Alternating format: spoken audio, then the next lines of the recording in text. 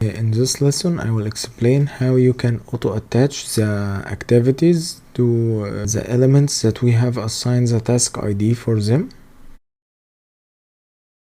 First, we will click on the icon auto-attach using rules, and you will find a few rules that assigned or defined in the program. We can click on a new rule and I will explain what's this. You can choose some templates. You can attach items to tasks or attach items to task by category or property that we want. It's a property which is the element, the rule description, and it says you can click on underlined value which is a parameter to edit it. It says map timeliner tasks from column name. These are the columns that it mentions. Columns, it wants the column name or the task name. We define the task ID, and when we imported this data source, it was defined as the column called synchronization ID. So we will click on the name of column. The value would be synchronization ID,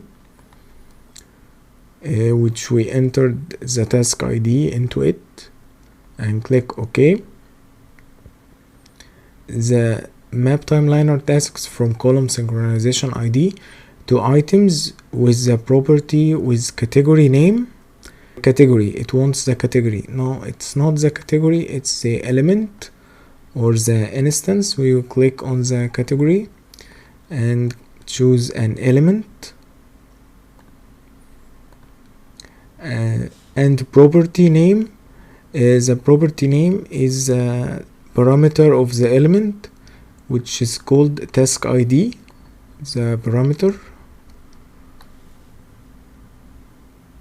We can click D for easy navigation. It's the task ID parameter.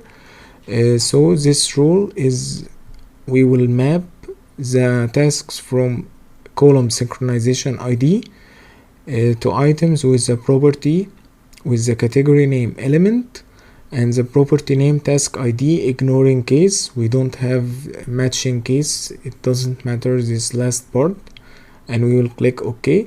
You have to just use the rules a few times until you know what you want to achieve with it, and you can click OK. You can just follow what I did in this video.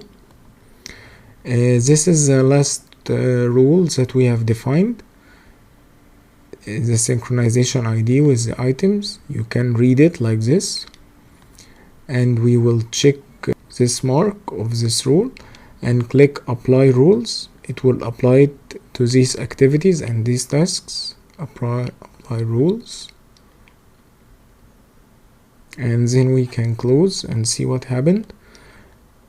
If we check this, the attach, we will see the attached column is now populated with explicit selection, which is the selection of each item. We don't have, for this task, we don't have a slab on grade in this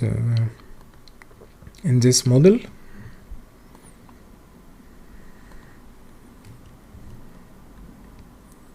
This is a slab on grade activity.